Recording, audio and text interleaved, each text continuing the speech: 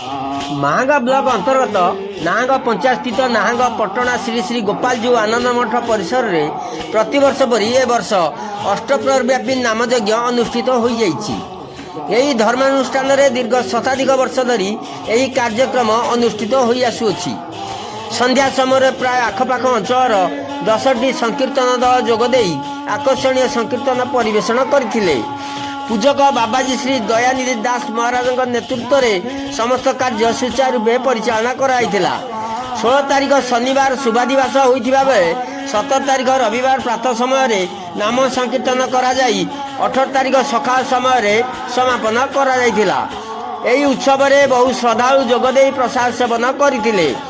स्थानीय सरपंच प्रतिनिधि देवरंजन महांती, समिति सभ्य दिलीप कुमार सामल, भाग्यधर साहू, श्रीनिवास सेनापति, सुशांत दास, सुनाकर साहू, उमेश महांती, त्रिलोचन महांती, नीरज सेठी, विजय बारिक, समरेश स्वाई, संग्राम केशर स्वाई, चित्तरंजन ध, विजय कुंवर, रघुनाथ साहू, कुलमणि महांती, अच्युतानंद बेहेरा, शरद चंद्र साहू, दुर्जन साहू, विनोद सामल, रवींद्र सामल, बसंत कुमार सामल, अलेख चंद्र नायक और समस्त ग्रामवासी जोगदे यही कार्यक्रम को सुचारू परिचालना करथिले।